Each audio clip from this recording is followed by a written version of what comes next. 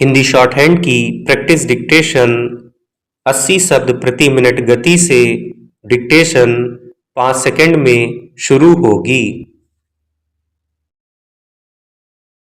Start.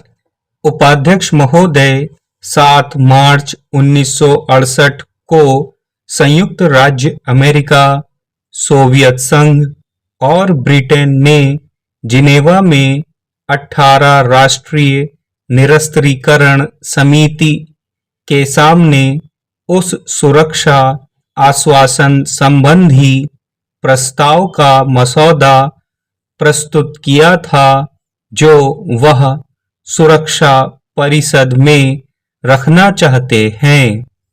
इस मसौदे की प्रति सदन की मेज पर रख दी गई है।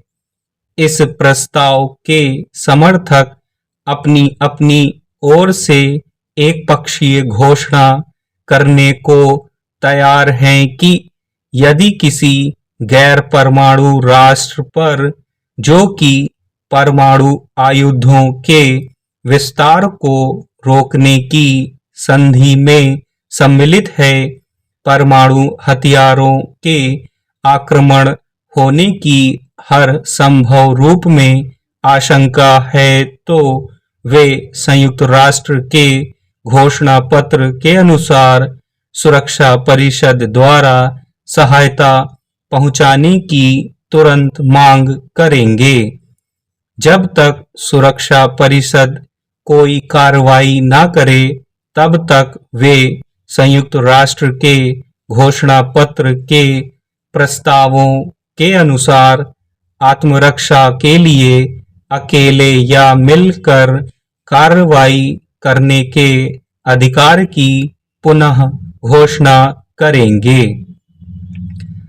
निरस्त्रीकरण के बारे में 18 राष्ट्रीय समिति शीघ्र ही परमाणु आयुधों के विस्तार पर रोक संबंधी संधि के मसौदे के बारे में अपने काम की रिपोर्ट महासभा को देगी।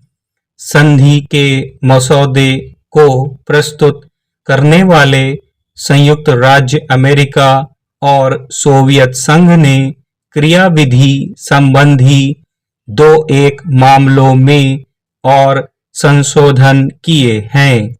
सुरक्षा संबंधी आश्वासनों सहित संधि का यह मसौदा अब संयुक्त राष्ट्र महासभा के सामने विचार के लिए भेजा जाएगा। ऐसा पता चलता है कि संयुक्त राष्ट्र महासभा अगले मामले पर विचार करने के लिए अगले महीने किसी समय फिर से बैठने वाली है। मैं माननीय सदस्यों के सम्मुख अपनी स्थिति बताने के लिए कुछ मोटी-मोटी बातें रखूंगा। स्वाभाविक है कि हम परमाणु हथियारधारी राष्ट्रों ने उन राष्ट्रों के साथ मिलकर जिनके पास परमाणु हथियार नहीं हैं, जो कदम उठाए हैं, उनका स्वागत करते हैं, ताकि संयुक्त राष्ट्र संघ संसार में शांति और कारगर सुरक्षा बनाए रखने के लिए अधिक प्रभावशाली हो सके।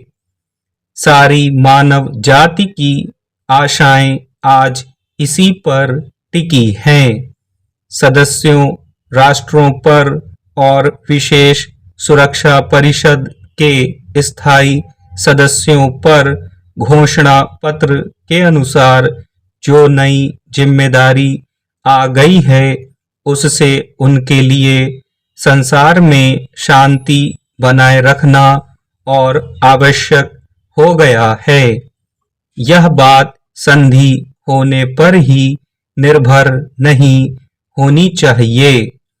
हम हृदय से यह अनुभव करते हैं कि विश्व शांति के हक में इस तरह के सच्चे प्रयत्न से संसार में परमाणु अस्त्रों का प्रसार रुकेगा। उपाध्यक्ष महोदय, हम समझते हैं कि कदम कदम करके बढ़ना अच्छा है और यह भी अनुभव करते हैं कि पूर्ण रूप से आदर्श संधि संभव नहीं है।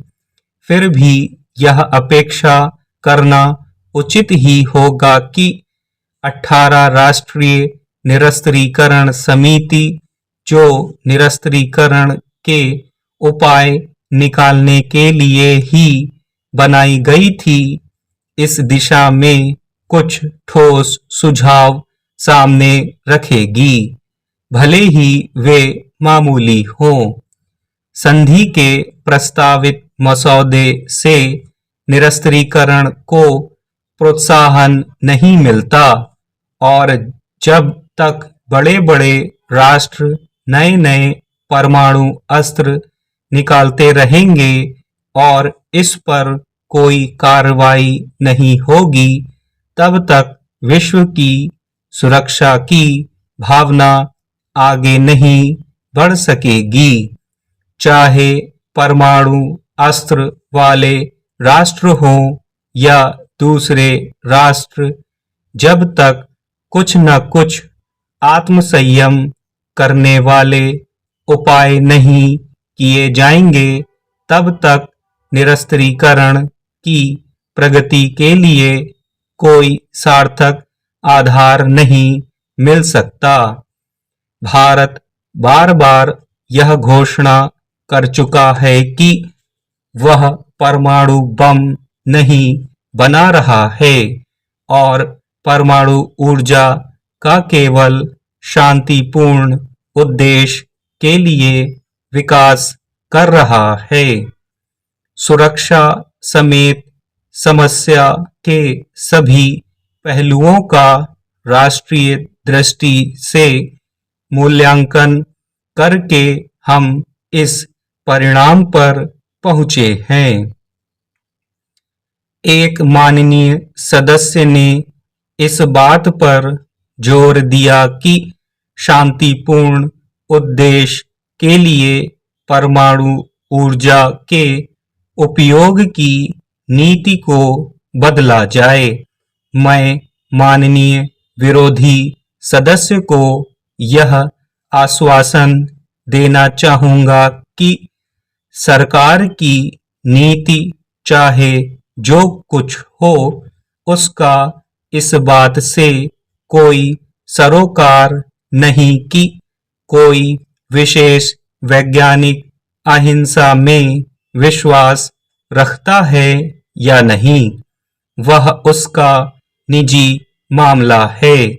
उसकी देखरेख में अगर ऐसा कोई कार्यक्रम चलता है तो उसको सरकारी नीति का पालन करना होता है। यह नीति राष्ट्रीय हित और विशेष रूप से राष्ट्रीय सुरक्षा के बारे में अच्छी तरह सोच विचार करके निर्धारित की जाती है।